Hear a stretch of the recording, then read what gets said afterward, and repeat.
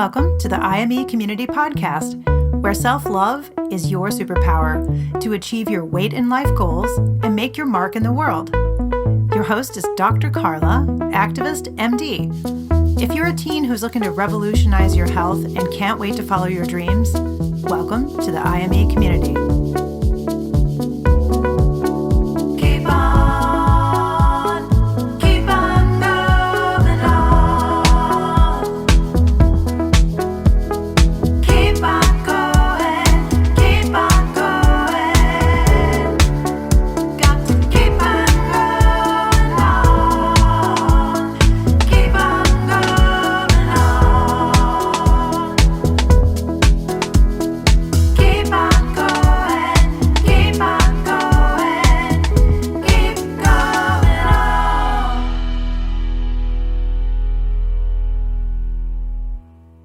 Welcome to the YouTube video and podcast. Dr. Karla here. I've got my really awesome coffee cup. I've got my new progressives because I'm at that age trying to get used to them.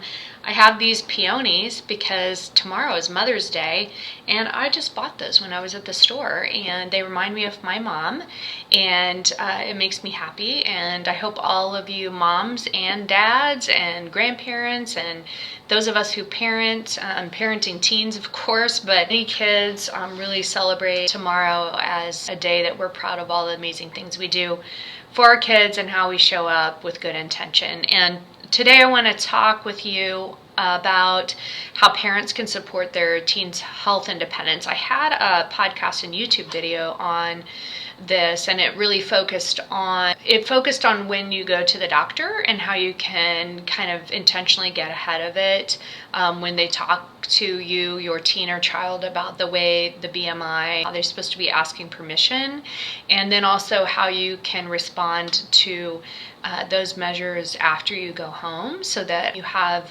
a more positive and helpful experience. That because as parents, you know best as far as you know your child, and you know what they will respond to, and you know what would be helpful and what could potentially be harmful. And I just listened to an amazing podcast called Pediatric Meltdown by Dr. Leah Gagino. It was awesome, and she's a pediatrician, and she does a lot with mental health. So I hope you'll listen to her podcast too. Of course, subscribe and like IME Community Podcast on Apple and Spotify, and make sure you subscribe and like this YouTube channel and share it with other parents and teens and doctors, because so much helpful information we'll be coming out with. Dr.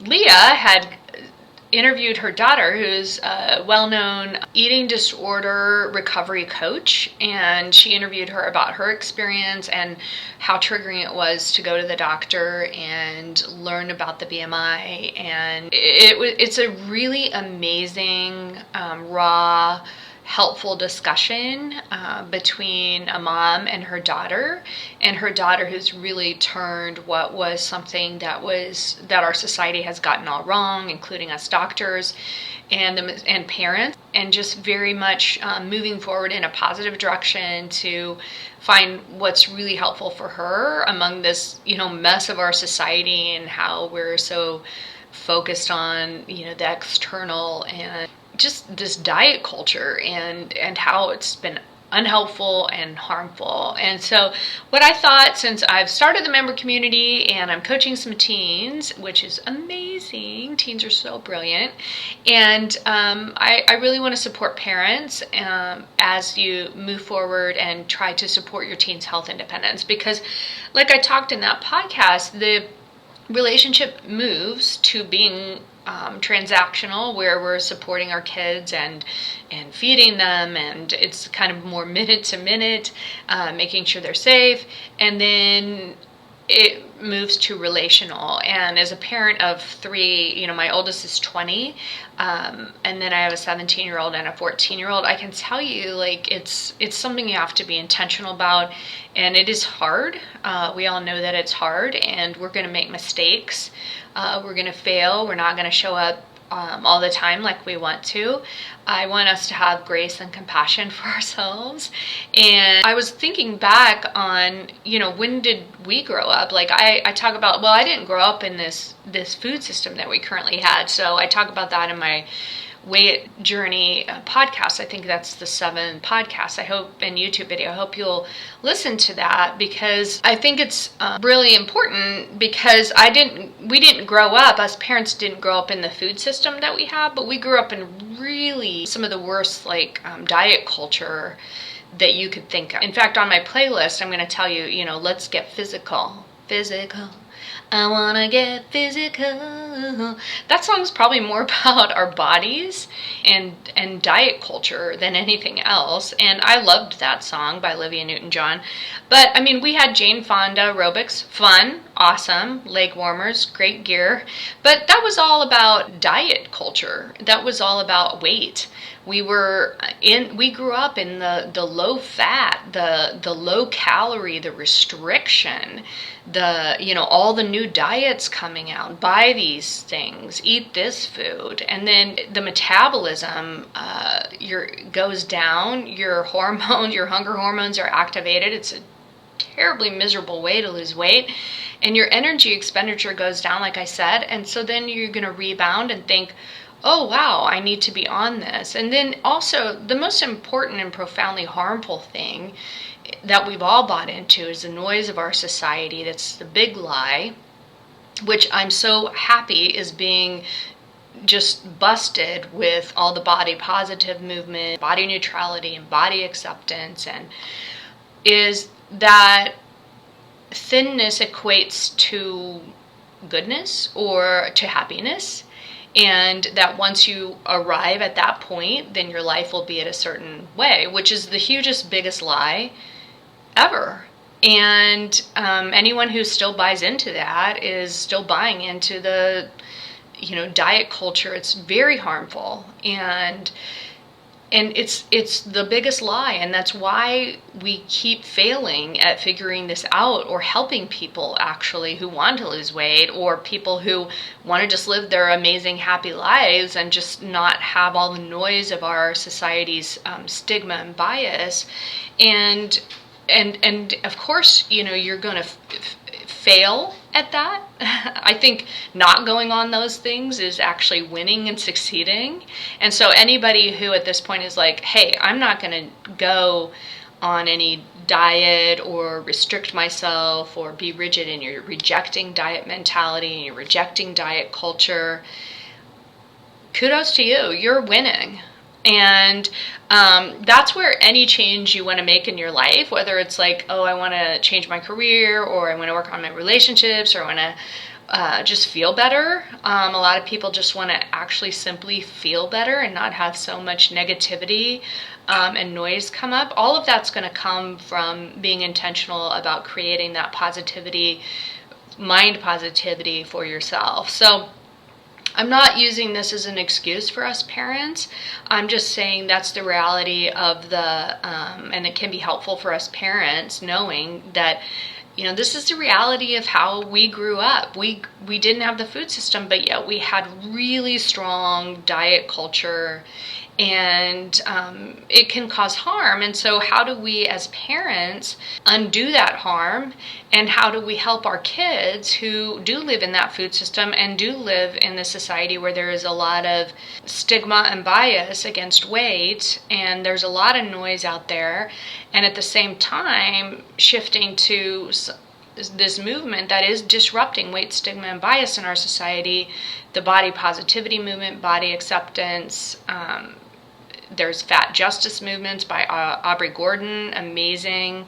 I mean, there's some amazing things happening, and we want to be a part of turning the needle and being really helpful for our teens who are struggling with that. So I want to encourage us to look at some of the actual specific situations or circumstances in our lives that we have with our teens, and just kind of pause, reflect, step back, and recognize that maybe we are perpetuating harm or we are not being helpful. And again, as a parent of teens dealing with all the things, we're going to deal with all the things.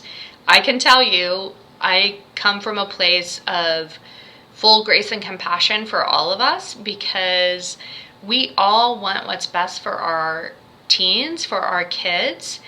And the recognition as they become teens that we don't cause and we don't control much of it.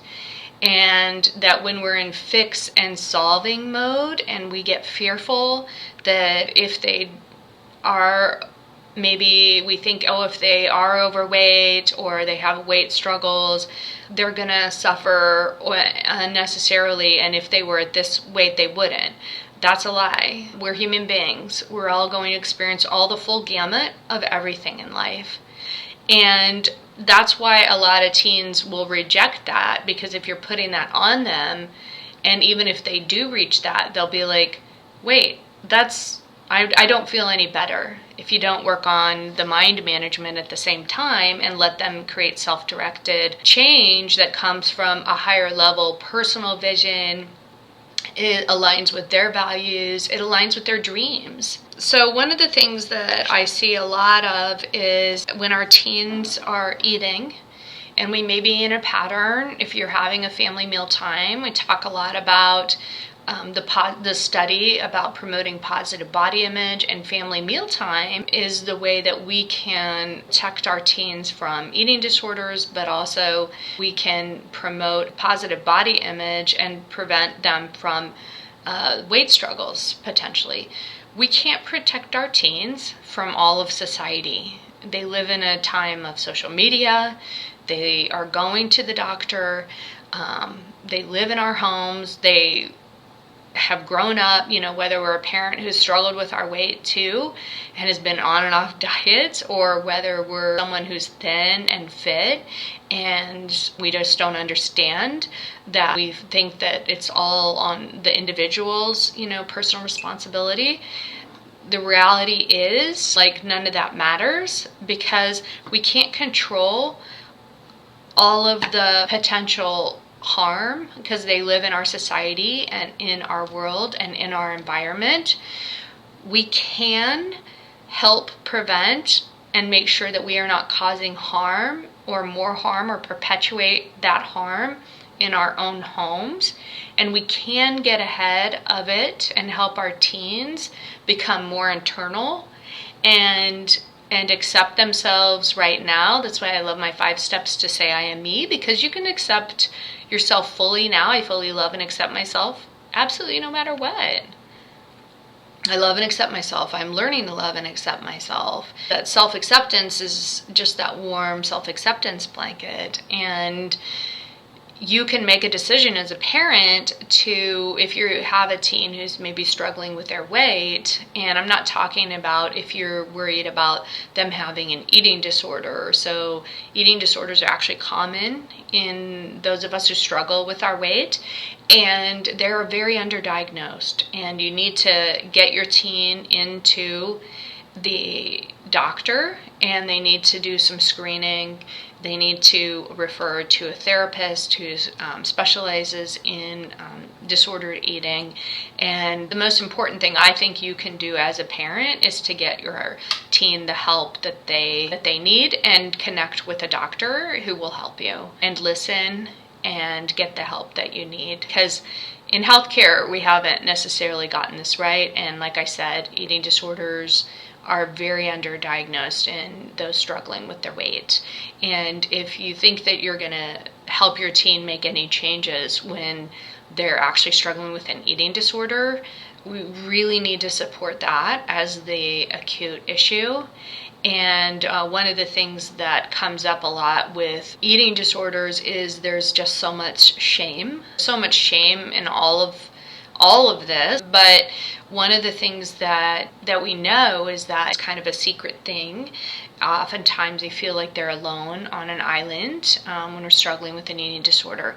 So I want to make sure that they know that you're someone who they can trust, and you work on the relationship with your teen so that they can trust you, and they can talk to you, and you can always support and show up as a loving and supportive parent to get your teen the help that they need. And sure, the main thing is that you don't have any conversations that focus at all on their weight. That could be really unhelpful during that time, and also staying in your lane and knowing what your role is and how you want to show up as a parent, and where you want to put your attentional focus, and you want to show up as a loving, supportive parent who's going to get your teen the help that they need, but you're not going to get in their business, and you're not going to fix and control.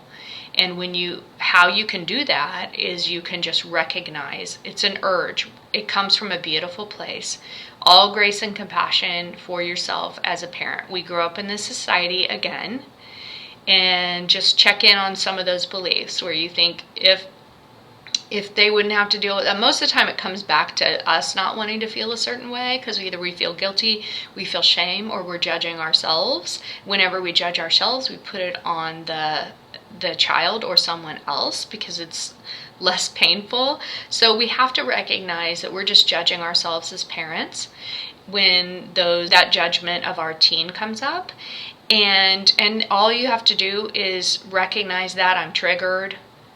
And then I love the work of Dr. Kristen Neff. Is like my favorite self-compassion expert.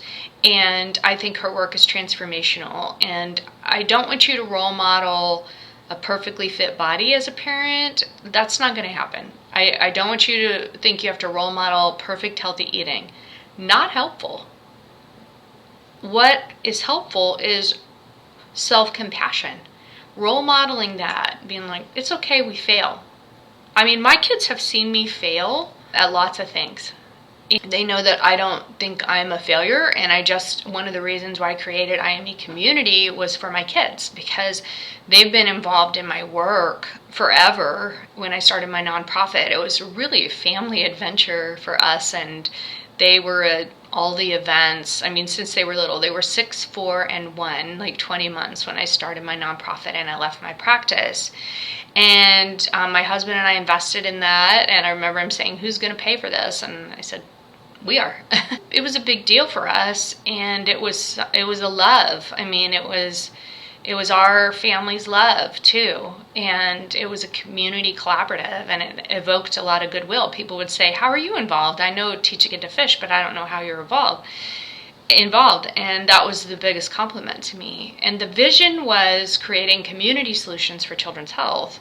So yeah, we had a mission to empower children and families to eat healthy and be active, and we always focused on positive messaging, so I'm super proud of that.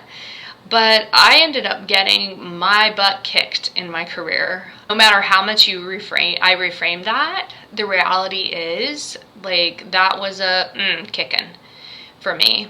And my kids saw that, and they saw it kind of in one fell swoop, a lot of losses for me.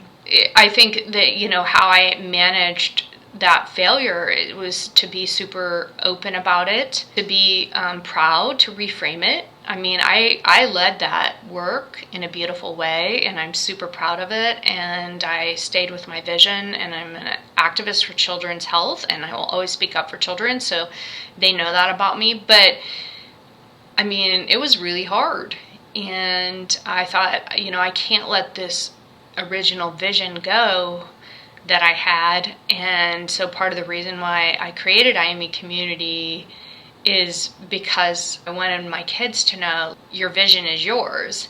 And it's just like parenting too. Like, you have this vision for how you're going to be as a parent, and then when your kids become teens, it can be really challenging to think, wow, this is maybe harder than I thought, or I thought if I show up in this way, then I'm going to have this really positive relationship with my teen. Or you think, at least I thought, I could control things that I can't control. I mean, you don't cause it, you don't control it.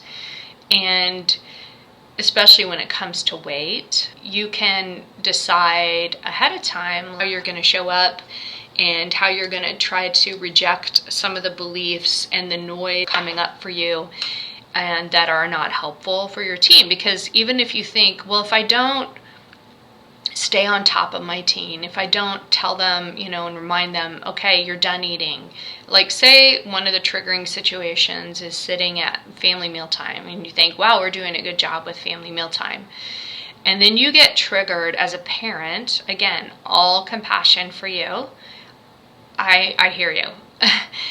You get triggered at the end of the meal because your teen is still eating. Maybe they have seconds and you think to yourself, oh no, they're eating too much and I need to remind them, you've had enough. And that can be a big shame trigger for the teen. And that can actually backfire. As I'm reading this book, Helping People Change, that evokes negative emotions whenever we're told what to do. That creates just automatic resistance, and it creates a barrier between you and your teen, okay? So that's one of the main triggers, is when we are eating, or when our teen is like grazing, or we think they should be done after the meal, and we think we have to be in it and in their business and in their lane, and we have to be fixing and controlling. And it comes from a place, with all grace and compassion, it comes from a place of trying to be helpful, thinking that you just need to probably remind your teen, and then that's enough. You don't want them to suffer. You don't want to suffer as a parent either. But your teen, it's clearly not working, and it could create more shame triggers for your teen when you do that. And just recognize, like, it's okay. You can take a pause whenever you have the urge or the itch to do that. Clearly it's not helping. Clearly it's not helping. So you have something coming up in you that you're actually putting off on the teen. And it's like a little urge, itch to jump out of your lane, your business. Byron Katie says there's my business. She has a book called Loving What Is, and her work is actually called The Work, and it's 4 questions that are really amazing to see like what's going on in your mind. She talks about there's my business, so I have my business in my brain. There's your business, so somebody else's brain and what's going on in there and their lives. And then there's, she calls it God's business or reality. I mean, it's just what's happening in the world. And I think that's really helpful. So when you are telling your teen or reminding them maybe after they've eaten, like, oh, you've had enough, why do you keep eating, or you don't need seconds, or you just had dinner, why are you hungry again? You are in their business. You're jumping out of your business and you're in their business. So you're never going to figure out like what's actually going on in your mind if you keep doing that. And then it's going to cause more of, most likely, a shame trigger for them. And they're not going to be able to figure it out for themselves. They're not going to be able to figure out the self-trust eating. They're not going to be able to figure out intuitive eating, because every time they go to the cabinet afterwards, they feel shame and they may hide it. And then they feel like, whenever you feel shame and you feel like restriction in your mind, it creates more indulgence and it creates over desire for that food. It just prevents them from learning how to like trust their body, their own hunger cues, and it creates negative emotions, and it creates like more of a barrier between you all. So just recognize like that may be a pattern, and recognize when you're triggered, and then you can get ahead of it a little bit. Like notice the times during the day when maybe you're eating with your teen, or when they come home from school, if you're there at night time before they go to bed, if they're doing nighttime eating before they go to bed. Just notice those times when you're kind of triggered to get in their business and get in their lane, and just pause. The self-compassion work would be like hand over heart. You can actually physically kind of disrupt it, like a nurturing hug, and create that kind of spaciousness between that urge that's coming up for you, that kind of negativity is coming from, everything comes from a thought in your mind is creating that feeling or that urge to tell your teen, it's really not what your teen is eating, or if they graze after dinner. It's only the thought that comes up in your mind that you need to create awareness of, because it's the thought that's creating that feeling of whether it's like judging yourself or some shame trigger for you. And your feelings create your actions or your inactions and your results. So if you have the same interactions with your teen, like every mealtime or nighttime when they're grazing, or it's kind of a common pattern, just know that your current thinking creates your current results. And I have a life and well-being coach. She's awesome. Kristen Webster is her name. She's incredible. And she's helped me a ton with my teens, with my kids, and coached me on, you don't cause, you don't control. How do you want to show up? Where do you want to put your attentional focus? You have that urge. I have that urge to overfunction, fix, and control. It comes from a really beautiful place. It may come from our past. That may be our role in our families. So with a lot of grace and compassion. Also, like I said, I mean, it's the beliefs of our society that really perpetuate that. And so we can, in the moment, recognize when we're triggered, when we have that urge or craving. For us, it's the same thing. It's like an urge or craving, that your teen may be having an urge or craving to eat something sweet and get that dopamine zing. For us, we're feeling a negative emotion, we're judging ourselves, and we want to be out of it.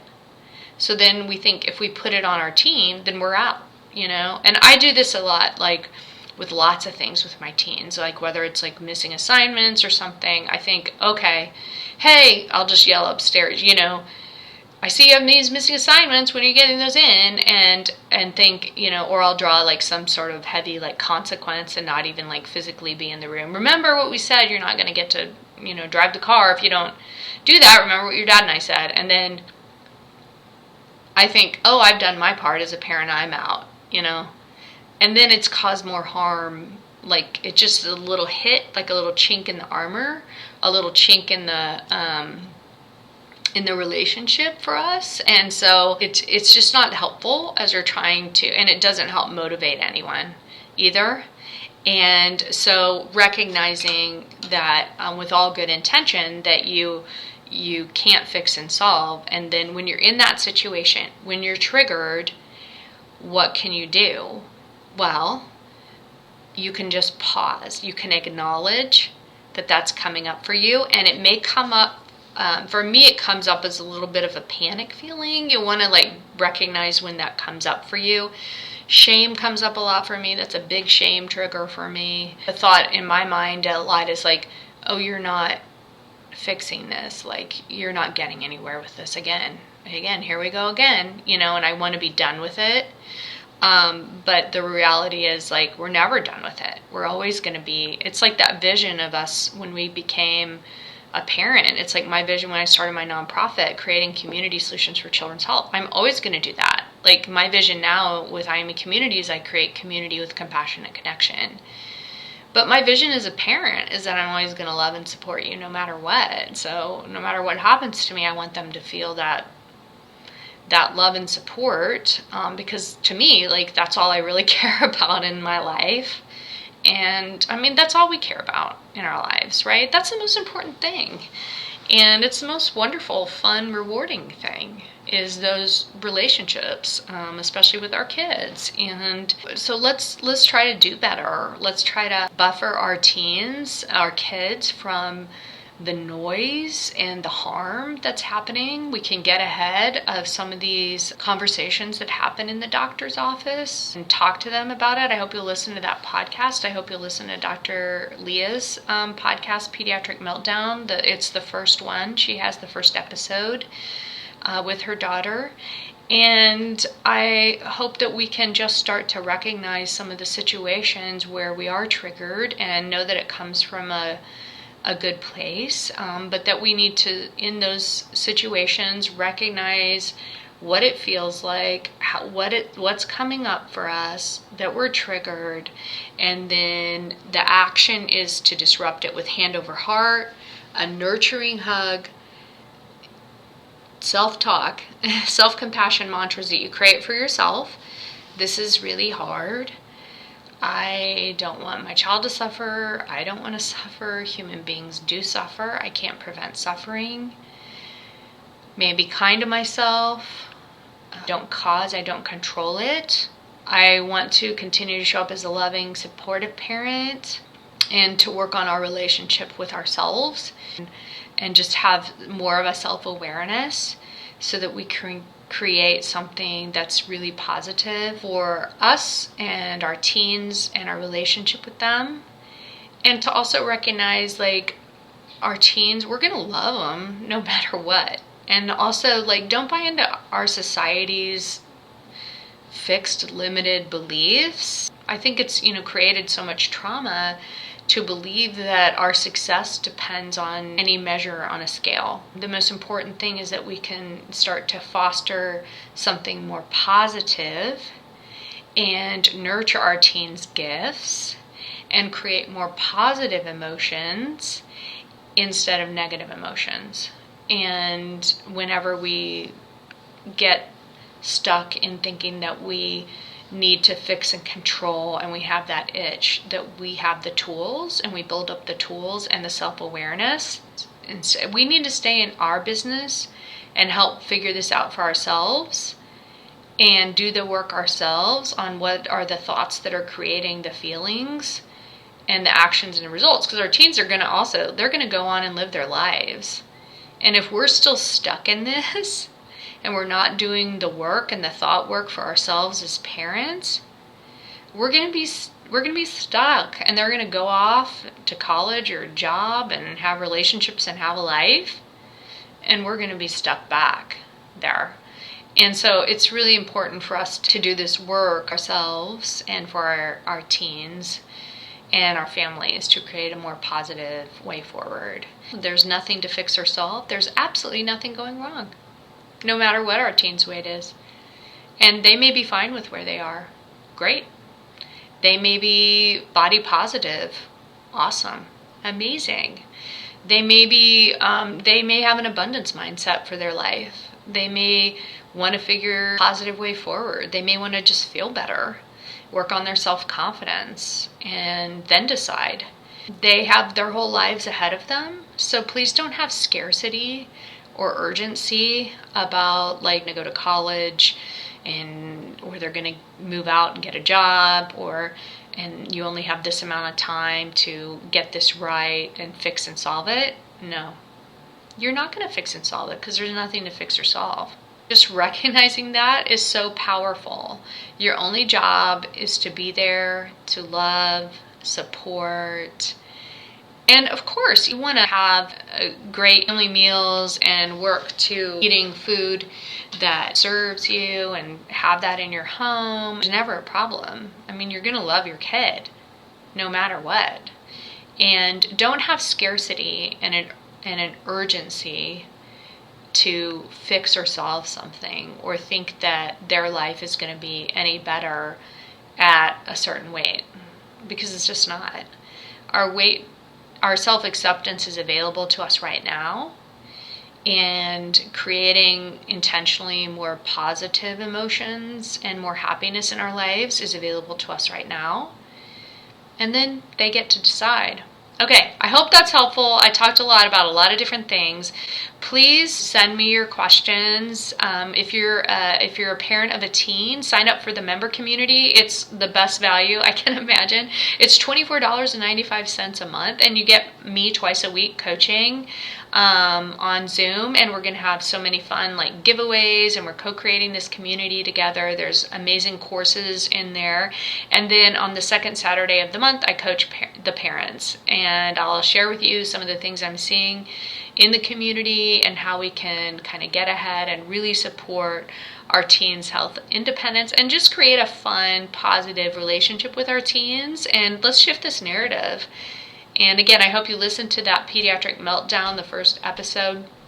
that podcast, and make sure you listen to my Coaching Parents podcast and share everything with your other parents, your doctors, and teens, and like and subscribe to the YouTube channel.